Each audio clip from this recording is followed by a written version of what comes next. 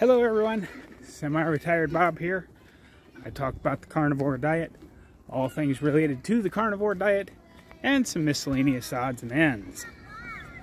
Today I've got a few things I want to talk about, but primarily we're going to talk about how the carnivore diet has upended my life.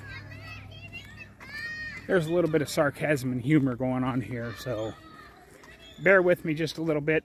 If this is your first time at my channel, I want to say welcome. I'm glad you're here. And of course you may be wondering, what in the world am I watching here? Why is this old retired truck driver talking about health and nutrition? Well, I'm not really. I'm walking. I'm showing you I can walk. I try to come up with some things to talk about that are interesting or semi-interesting while I walk. But the primary purpose of this channel is to show you that it's never too late to change your life.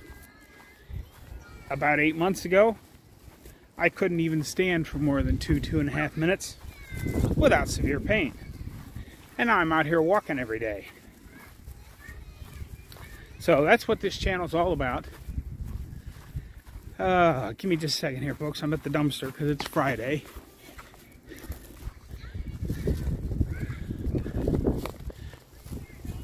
Oh, trash guys haven't been here yet. Hopefully I can find, oh yeah, there's some spots back there. I always bring my trash out on Friday because the trash guy is supposed to come on Friday morning. But apparently they have not been here yet. So we'll see. At least I got my trash out. But, yeah, so that's what you're watching here. Just me out here walking around, trying to say a few interesting things here and there. If you're returning to the channel, I also want to say thanks to you. Oh, what the heck was that? Oh, just a sticker of some sort. Okay. There was a little sticker hanging off the edge of my phone. It turns out it was one of the stickers off the new shirt I got in yesterday. But, yeah, welcome back to the channel for those of you that are returning. I'm glad you're here. We're coming up on the 3,000 subscriber mark. We've been doing that for several days now, and that's just the way things go. You know, you pick up a few, and then you lose a few. Then you pick up a few, and you lose a few. But, yeah, don't forget to share this out if you think somebody might get something out of this information. If you're still here, why don't you go ahead and subscribe? It doesn't cost you anything. Or at least hit the like button. Leave me a comment down below if you find something you want to comment on in this video. But before I get into the main topic today, I want to say thank you to Carlos, who gave me a couple of super thanks in the last week. And thank you to Allison, who gave me a donation to the channel via PayPal. I really appreciate that. It's amazing how much of a difference just a small donation can make in the life of an old retired truck driver.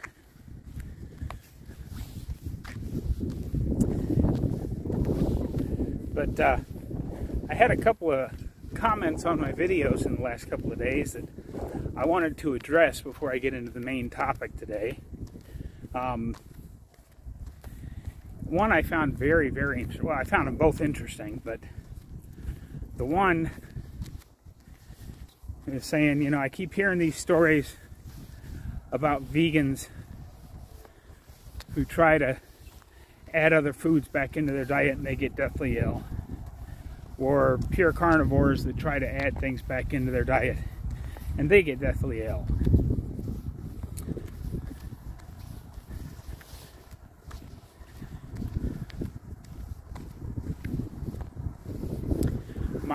My thoughts on this there's a couple of things I'm thinking about here, and which is why in the video that came out, this is actually Friday, the day of the live stream, so this video is going to come out on Saturday.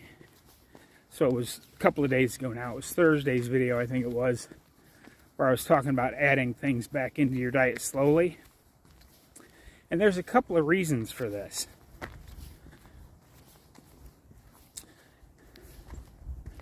I think it's, of course, very individualized.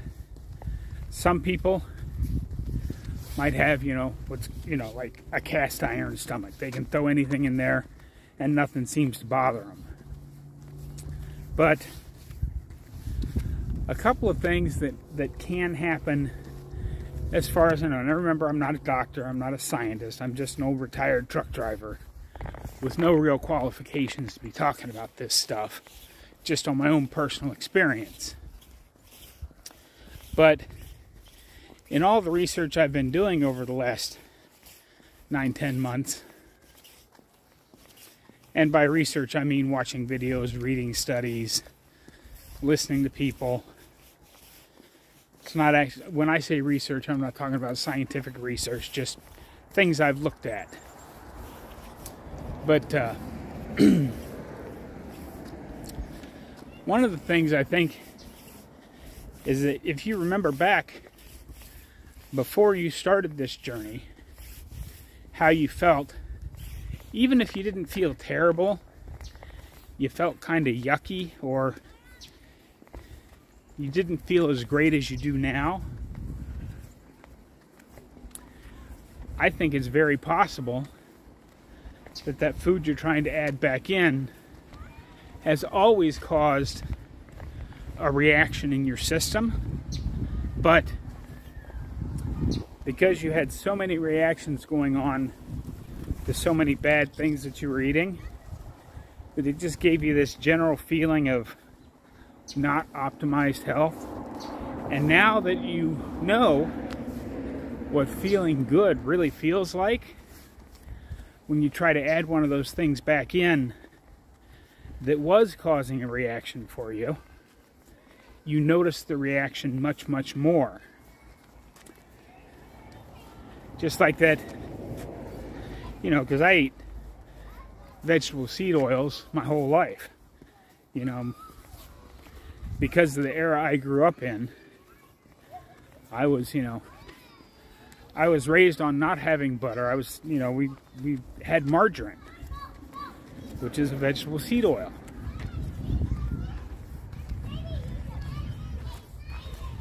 And I was just always under the effect of what that poison was doing to my body. So I didn't really notice it. But then I went out to eat with ML, a longtime friend of mine. She's actually a dance instructor that I met the first year I moved to Omaha back in 1990. And we went out to eat, sat and chatted for a bit, and then the next day I felt terrible. Even though I had asked them, scrape the grill clean and don't, if you have to add some sort of grease to the grill to make the eggs turn out right, please use either bacon fat or butter. And they said no problem, but my theory is that because they used so much vegetable oil on the grill, that there was enough residual vegetable oil. Because all I had that day was I had some eggs, some bacon, and some sausage. And it all tasted very good. But the next day I didn't feel good. So I think I got some residual vegetable oil off of that. And I noticed it. It made me sick. It only made me sick for a day, but it did make me sick.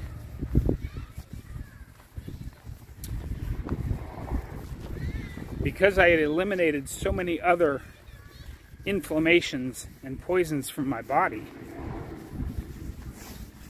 I really noticed the bad feeling I got from vegetable oil. that I hadn't noticed before, because my overall health was much less. I didn't know what feeling good felt like. That's one of the things that can cause it. And the other thing that you have to keep in mind, especially if you've been eating vegan and you're going to add some fatty meat back in, or you're carnivore and you're going to add some veg or carbs back in, or even fiber, which are also in vegetables. You've been, depending on how long you've been one or the other, you've been slowly starving and reducing the type of bacteria in your gut microbiome that deals with that type of food. So that when you go to add it back in, if you have, let's say, I'm sure I could make it happen to myself if I wanted to. I've been going along at this pace now for 8.5 months. If I were to suddenly run into town and get a large Papa John's pizza, and I ate it, it would probably taste fantastic because, I love pizza. But because I don't have the microbiome to deal with all those carbs and all that dairy still very prevalent in my system, I would probably feel very sick the next day, maybe even for 3 or 4 days, because I don't have the gut microbiome to deal with a mass influx of carbs. Or even if I didn't go quite that extreme and just had, say, well, I want to have one of my favorite meals as a kid was soup, beans, and ham with a little bit of cornbread on the side. That's a much more reasonable meal than a whole large pizza, right? Well, maybe, maybe not. Because I don't have the gut microbiome active to deal with that kind of stuff. Which is why if you watch any of Professor K's stuff, and several others, will strongly recommend you don't do it the way I did it, which was, when I became carnivore, I just jumped right in with both feet. One day I was a regular standard American diet person, and the very next day I was carnivore. And I did have some gut issues, primarily bathroom issues, that were, well, let's just say, sudden and explosive. Which is why you don't change your diet overnight. And which is why I suggested in Thursday's video, if you're going to add stuff back in, you do it very slowly and one ingredient at a time. Because if you haven't been having that food, and it's something other than what your your stomach acid will take care of and break down,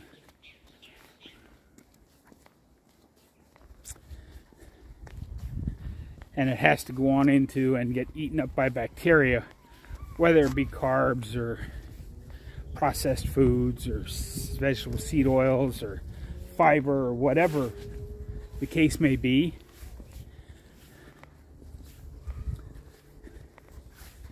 you have to do it very slowly, or you are going to have some problems. So, just a couple things to think about. I loved this comment on my video because it made me actually. I read the comment first last night as I was laying in bed, and then I thought about it again this morning. Finally, when I got up and turned on my computer, I wrote out a pretty lengthy response But I thanked the person for their comment because it was a very thought-provoking comment. I like comments like that.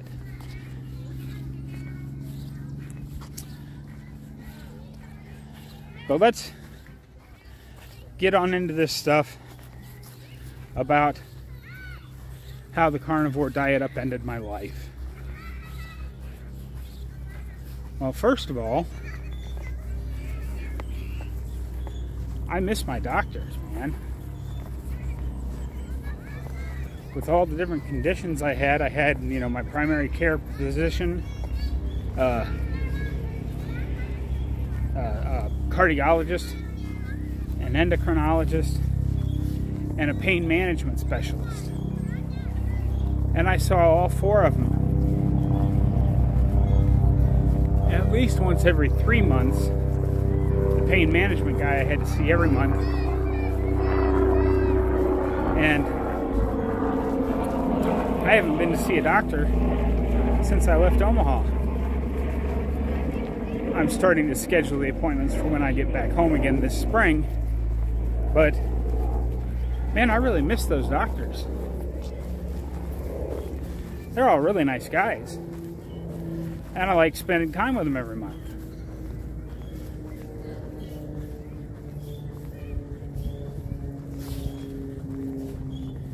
And the pills all those doctors gave me, I mean, it's really disrupted my morning routine and my evening routine because you know, so I wouldn't forget anything.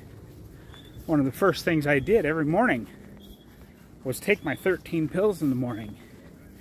And my system was, I start at one end, take a pill out and turn the bottle over so I know I've already gotten the pill out of that bottle. And then after I swallow them all, I have my control bottle that I leave on its lid so that I remember that I did take my drugs that morning. But then I turn the rest of them back over, the 9 that I had to take in the evening. And then I would do the same thing with those. And then after I'd taken my evening drugs, I turned my control bottle back over on its right side so I knew it was, that I was set up for the next morning, so that I could then turn it over again so I didn't, you know, forget to take the drugs or take them twice. Because you have to be very, very careful when you have to take a lot of meds like that. And it's really disrupted my morning routine now that I don't have to take any of those drugs. I still take one. We've talked about that before. It's the blood thinner that my cardiologist has me on. And I really suspect that I'll be getting off that when I see him in the spring. But we'll see. I mean, 1 pill a day, one copay every 90 days, much easier to deal with.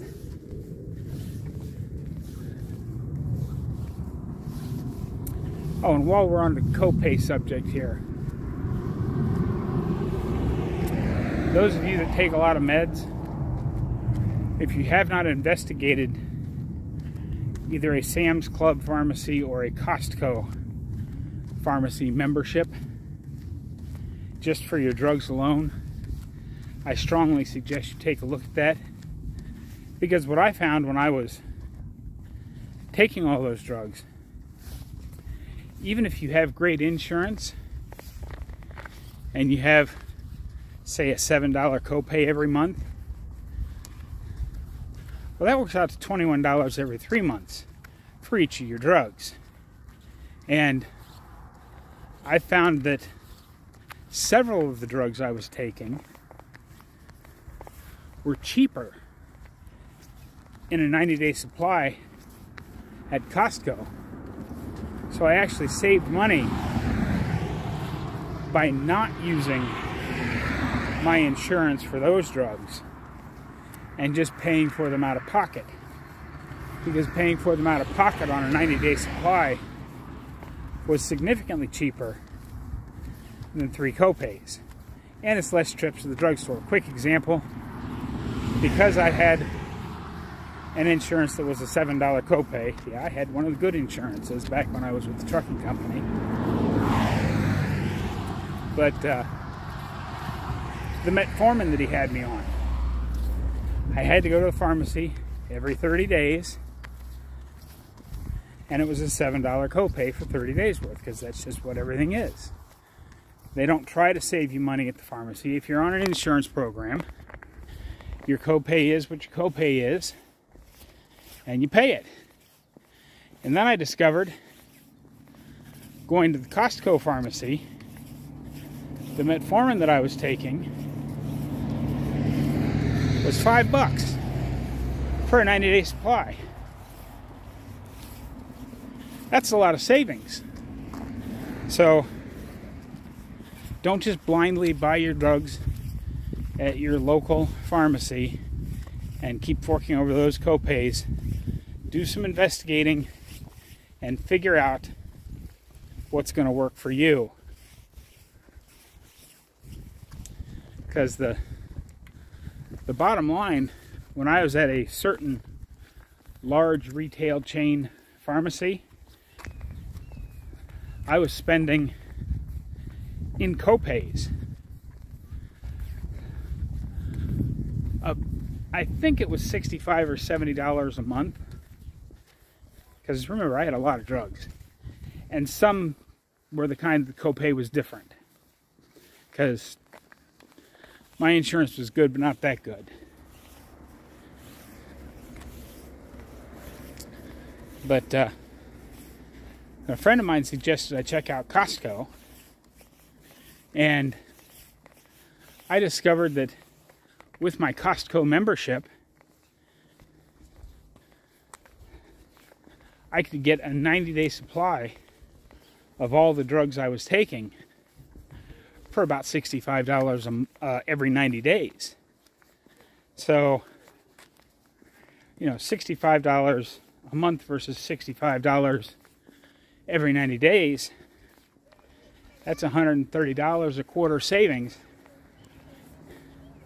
And the Costco membership, if I remember right, was like $90 for a year.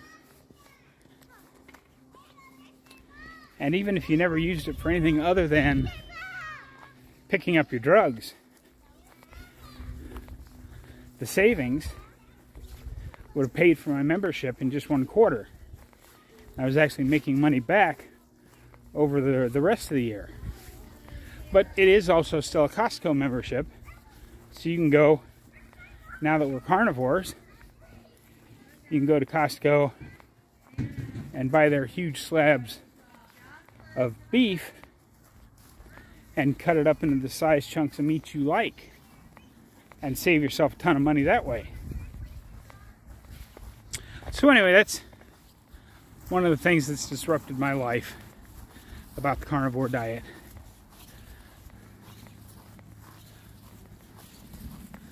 Another thing I really miss, I miss spending an hour or so a day, divided up to a couple of times, on the toilet, getting rid of these great big gigantic poos that the fiber in my diet was giving me.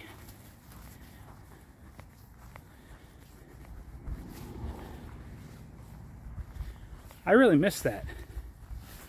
You guys remember when we were kids, if you're my age or older, there was this myth going around, and it was even in a movie or two. I don't remember what movies were, but they kept saying the average person has about 10 pounds of undigested red meat just putrefying in their guts. And a lot of people bought into that. Where'd they come up with that crap at? It doesn't happen. The things that lay around inside your gut are the undigestible fibers. The best example of all this that I can give right off the top of my head, because we've all probably seen it, What's the most common thing when you take a quick glance at your poo in the toilet bowl to make sure it's not the wrong color or anything? What's the most common thing to see in there? I'm guessing for most of you it's corn. Or some other vegetable matter that cannot be digested. The other one, there was a nurse, I don't remember exactly who it was. She was interviewed on Dr. Barry's channel, but it's been quite a while since I've seen it. But she was the nurse that's in charge of colostomy bags, the education of people with new colostomy bags on how to clean and change and take care of that.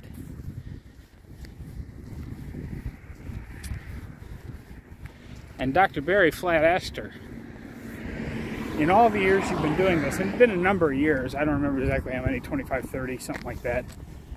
He said, in all the years of you doing this, have you ever seen a chunk of meat show up in one of those bags?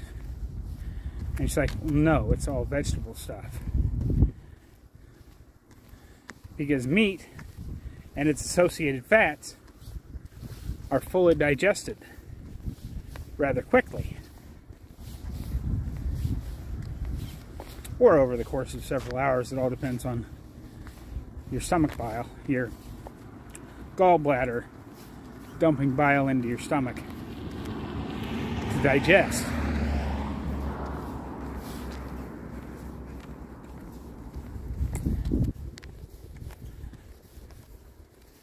But the biggest thing that the carnivore diet has really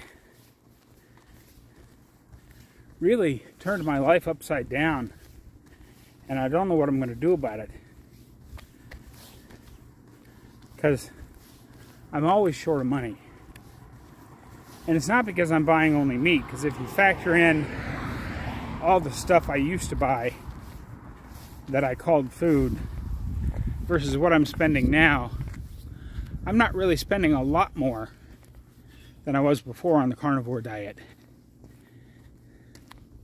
Now, the most recent surges in meat prices have bit into it a little bit. But the biggest problem I'm having is all of my clothes are way too big. I need to buy all new clothes. And I have slowly added some pieces. But buying a whole new wardrobe is expensive. It's terribly expensive to buy new clothes these days. And I know a bunch of you are going to jump in the comments and say go to thrift stores. That's not the point of this. We're talking about things that have upended my lifestyle.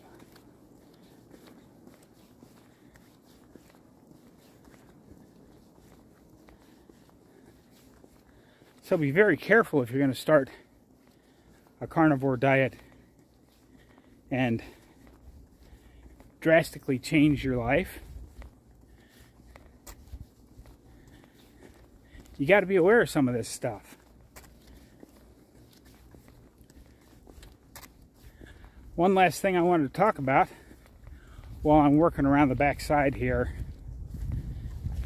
and I take this jacket off is I have a lot less time to sit on the couch and watch TV. I don't actually watch live TV much unless it's sports, but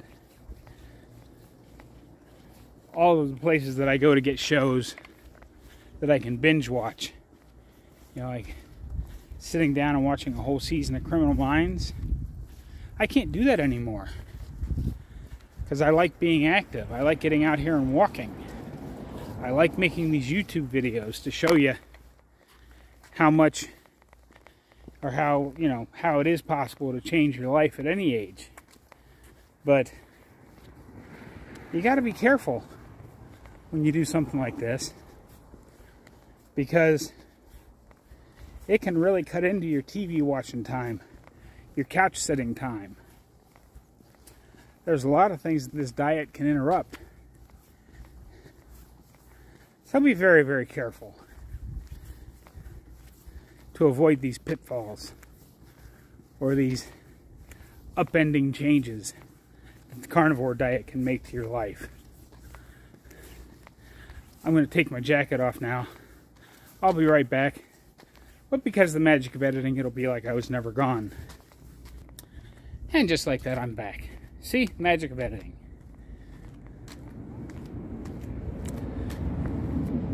I did want to let you know I'd been recording Saturday's video on Thursday.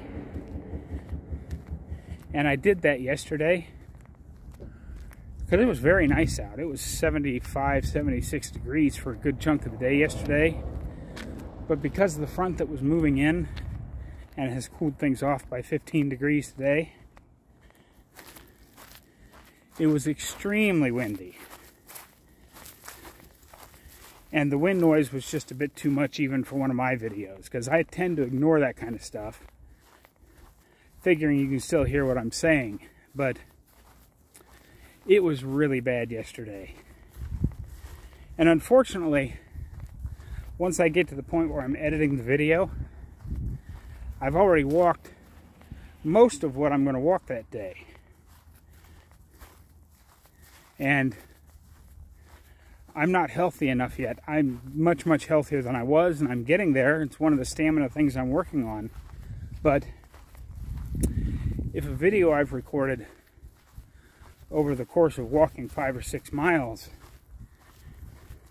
doesn't come out right, it's not like I can rush right back out and walk another 5 or 6 miles to make a new video. If something happens and I can't use the footage, that basically just erases that video. I can't use it. So that's why I'm out here. Besides the beautiful sunshine today, it's only like 62 degrees, 63 degrees, somewhere in there, which is, 15 degrees cooler than yesterday. And there is still some breeze, but it was really windy yesterday. Today there's just a breeze coming, and the sun feels really, really good. And I feel like it's heavy enough on my skin that I'm going to get some solid vitamin D out of this walk today, besides the actual exercise that goes with it. Because I am not walking quite as fast as I did the other day, but I'm still moving right along.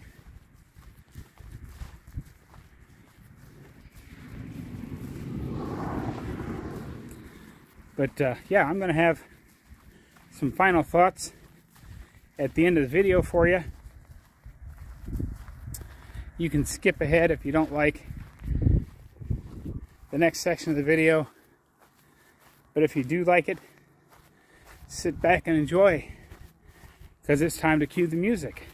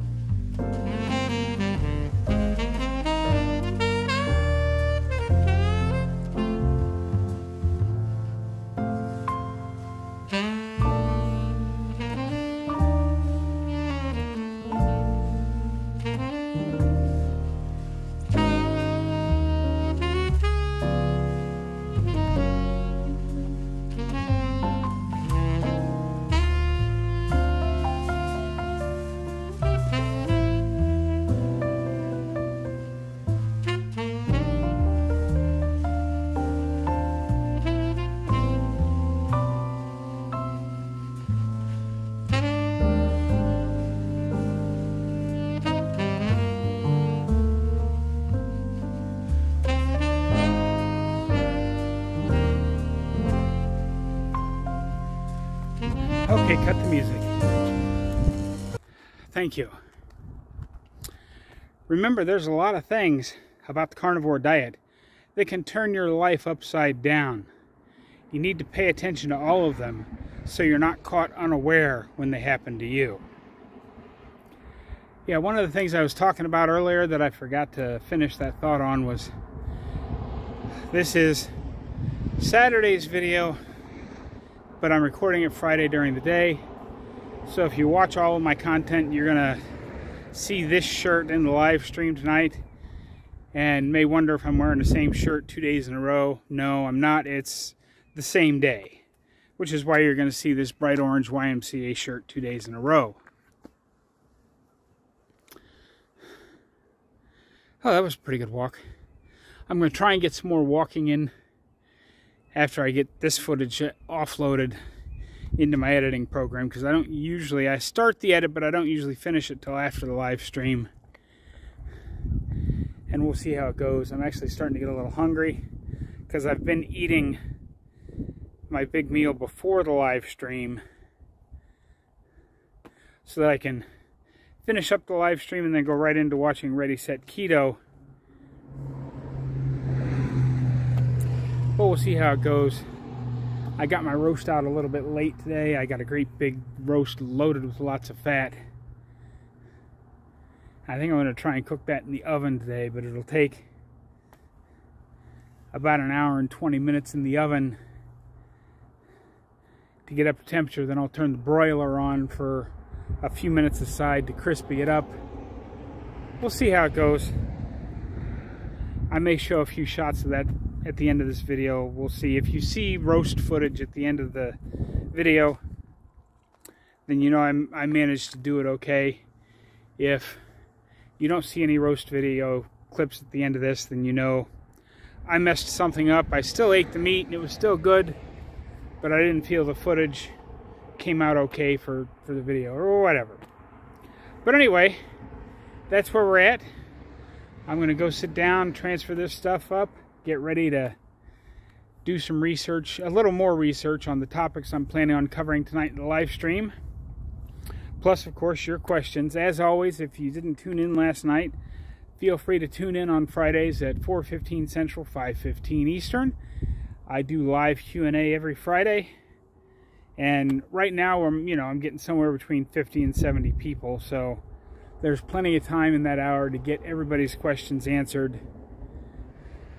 You can super chat if you want, or super thanks, but you don't have to, because I get to all the questions. It's not like some of the bigger YouTubers where just to get them to notice your question, you have to super chat.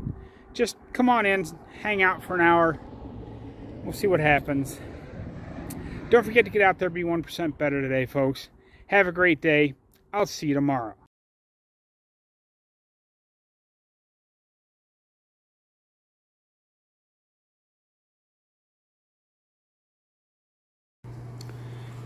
Okay, here I am. I've got my roast in the oven, and I've got the camera turned this way because I've got a little job to do. As you can see, all the chairs are stacked up over on the wall and they need to be put out in the middle of the floor. I'm not going to show you this in real time because it'll be boring, but it'll be a good little extra set of exercise for me, just to make sure everything's in shape, because we're having our family soul winning gathering in here instead of over in the next building, because the next building is getting a new roof tomorrow. So let's get on with this, because I've got an hour and 23 minutes left of the roast in the oven, because I didn't get it thawed out very well today. I got it out late. I'm starting to cook it early because I want to get it done before my live stream. So it's going to take about an hour and 25 minutes in the oven to get it thawed all the way through and cooked up to close to temperature. Then I'll turn the broiler, uncover it, and turn the broiler on each side for a bit. And we'll see how it comes out.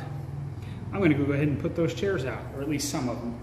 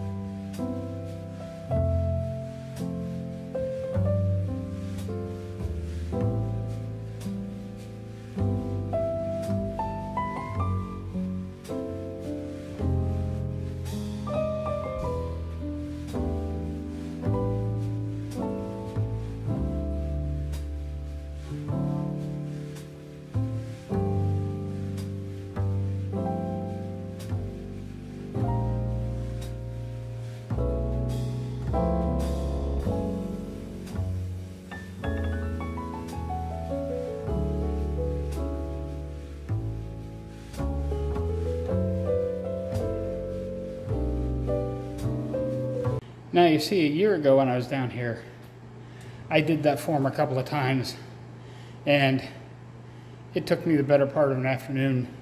Move a couple chairs, sit down, take a break, move a couple chairs, sit down, take a break. Did it all in one shot this time. So I certainly wouldn't call myself super healthy, but I'm a lot better off than I was.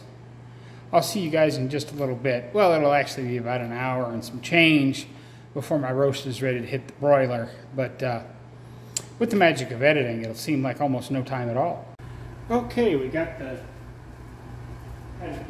roast under the broiler on one side. Now it's time to take it and flip it over and broil it on the other side. Oh, look at that. That's going to be amazing, provided we can get it to flip without. Oh yeah, there we go. Flip it over, get a little more salt on this side.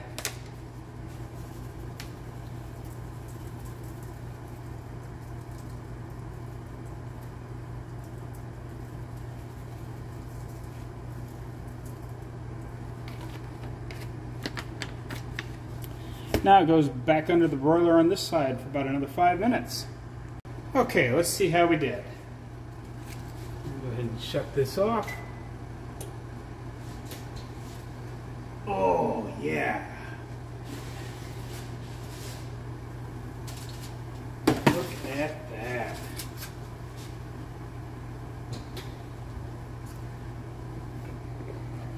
That is truly amazing. Set this over here on the cutting board.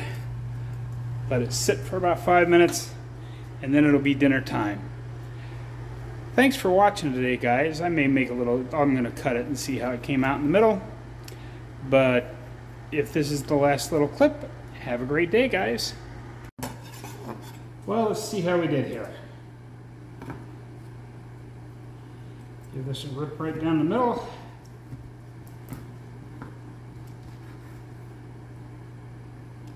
Yeah, it's a little bit overdone, but not much. See, we still have plenty of pink in there. This is going to be yummy. Have a great day, folks. Don't forget to get out there, be 1% better tomorrow, today, every day. Have a great day, folks. I'll see you tomorrow.